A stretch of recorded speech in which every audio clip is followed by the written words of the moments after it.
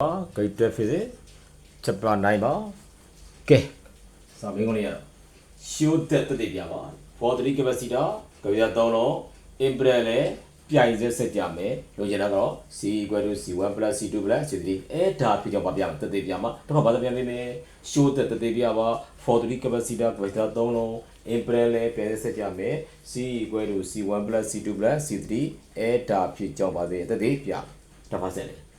ပြိုင်စက် okay ကိုနေ့ပြောခဲ့တဲ့ capacitor ကျွန်တော်တို့တွေ့ပြီဆိုရင် C equal to Q by V C ရဲ့ Q ရဲ့ V ရဲ့3ရောက်ရဲ့အနေထားကိုနားလည်ရဒါတော့ရေးကြည့်တယ်ဘာဆက်ဆိုတော့ပြိုင်ဆက်ဆိုတော့ဗာလဲ V2 နဲ့ V ကိုပယ်လိုက် okay လိုချင်တာဗာလဲ C ကိုပယ်လိုက်ကျန်တာက V ပုတ်ဒီဟာဒီ show တော့ဗာလဲပြတဲ့ခါမှာတက်သေးပြတဲ့ခါမှာ Q ကစပြီးတက်သေးပြရမယ်ဒါကြောင့် Q ပုံသေးနီးပါထားမယ်ပြောင်းထားမယ်ကြည့်လိုက်ပါဦးဗျာC equal to Q by V Q equal to ဘာပဲလဲဆိုတော့ CV ပေါ့ okay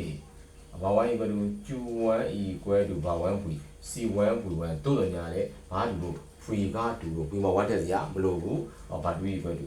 Q2 equal to C2 V ပါဘာ3 equal to Q3 equal to ဘာ3 V ပါ C3 V ပါပြီးလဲပြီးတော့ဘယ်ရစတဲ့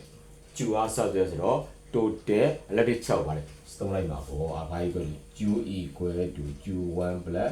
Q2 plus ဘာလို့လဲ Q3 ပေါ့ဘာနေရာမှာ Q နေရာမှာဘာဝင်လဲ CV တွေကွယ် CV equal to Q1 နေရာမှာ